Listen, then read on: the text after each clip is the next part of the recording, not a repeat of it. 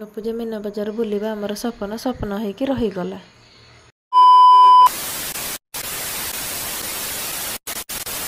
Hello guys welcome back to my mini vlog. सकाळ उठे मो नित्यकर्म सारी देइथिले तापर बिस्कुट को पानी बुड़े बुड़े खाइथिले। आपण माने एमती खांती कि नहीं कमेंट करी कहिबे ना। देखने के लिए दो, खाने के लिए और को पसंद है कमेंट करी कोंटो इन आबा कांचन साग आ सजना साग केमिति रोसई करछि आपण मानक असंत देखैबे। बिना तेलर मसाग केमिति रांधछि असंत आपण मानक देखैबे। प्रथम पानी गरम कर देबा। पानी गरम हो सारा स्वाद अनुसार लुण तापर टमाटो पकई देबा। टमाटो टिके सिझी गला पर तापर प्रथम कांचन साग पकईबा। चना साग टिके सिझी गला पर तापर सजना साग पकईबा। सारा पर तापर रसुण पकईदेवा। बसिला तापर आम पड़ोसी दीदी डाकिले से कदली मंजा करते मुझे बाड़ी देती कदली मंजा ट्राए कली कि बढ़िया लगुला। दीदी को कदली मंजार रेसिपी पचारि आप सहित सेयार करेंगे। आज सन्धार आम भाई भौणी दुर्गा पूजा मीना बजार देखापी जाइलु।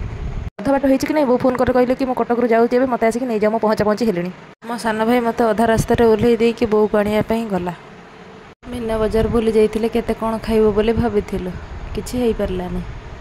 तापर गाँ दुकान गोटे गोटे कोल्ड ड्रिंक पी देइथिलु। बजार बुलिबा हमर स्वप्न होइके रहिगला। साला ये दुख का खत्म नहीं होता बे।